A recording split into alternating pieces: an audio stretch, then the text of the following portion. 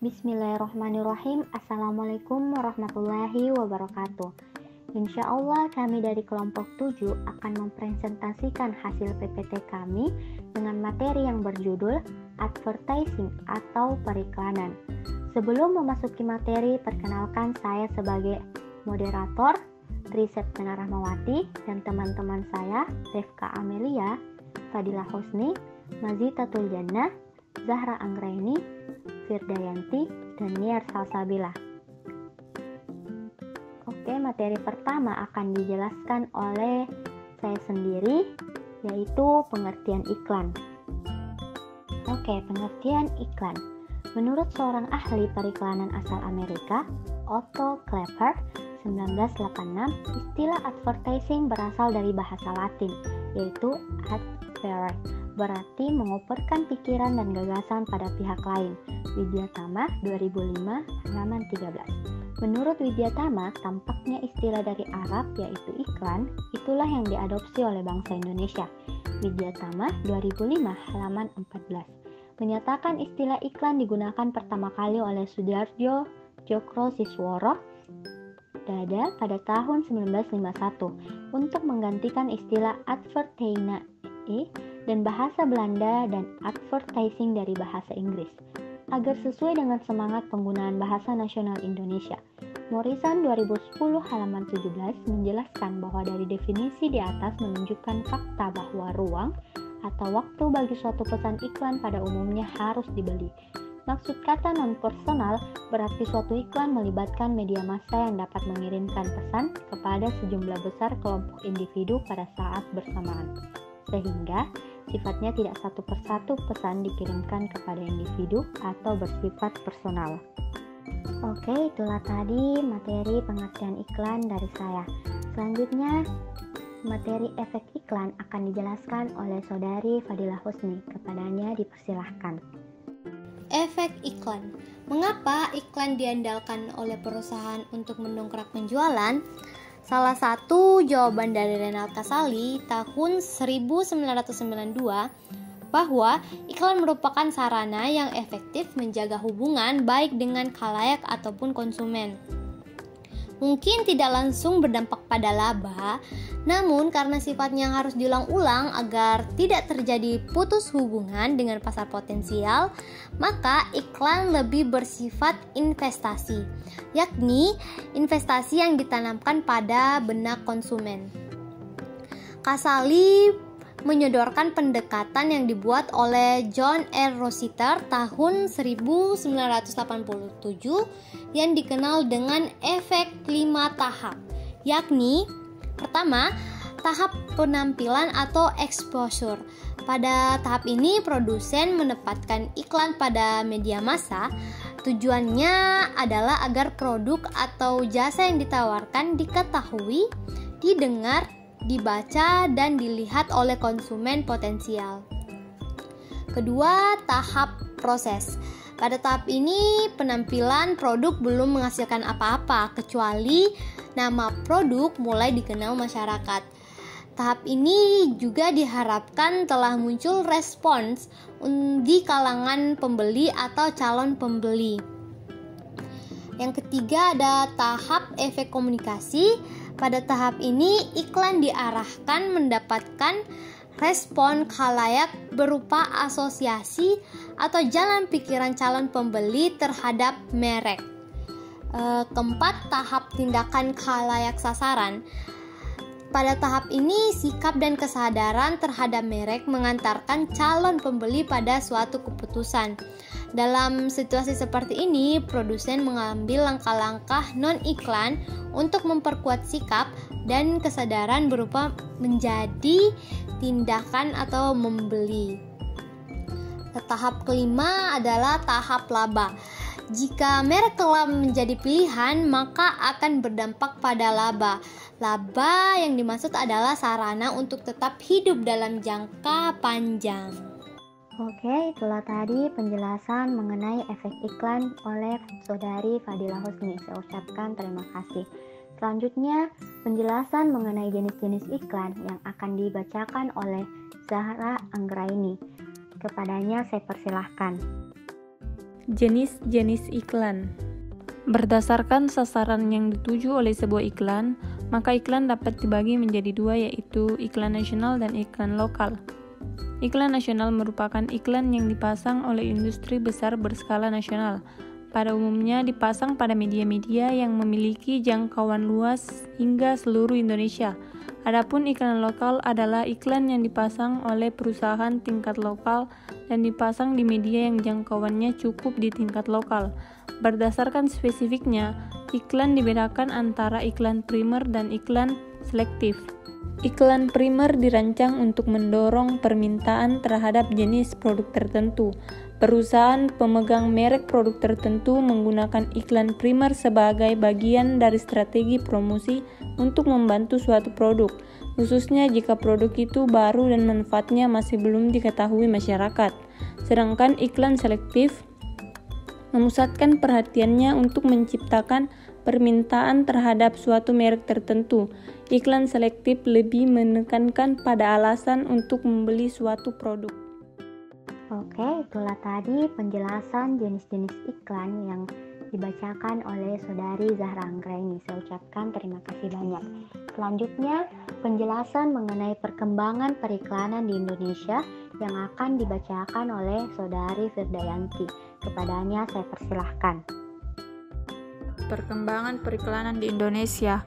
Hasil survei Nielsen mengungkapkan belanja iklan tahun 2017 mencapai 145,5 triliun, tumbuh 8% dari tahun 2016 sebesar 134,8 triliun. Dalam laporan Nielsen, Helen Catherine, Eksekutif Direktur Media Business, mengungkapkan dari belanja iklan tahun lalu, industri televisi masih menyerap iklan terbesar, yakni mencapai 80% dari total advertising expenditure, yakni mencapai 115,8 triliun, atau meningkat 12% dari tahun sebelumnya, 103,8 triliun. Sayangnya, belanja media cetak harian ini justru semakin merosot dari tahun 2016 mencapai 29,4 triliun dan pada tahun 2015 menembus 30,8 triliun. Survei ini melibatkan 15 channel TV nasional, 99 koran, 120 majalah dan tabloid, 204 radio. Periklanan pada awal mulanya adalah melalui televisi atau media cetak, tapi seiring berkembangnya teknologi, periklanan lebih condong melalui internet, khususnya media sosial.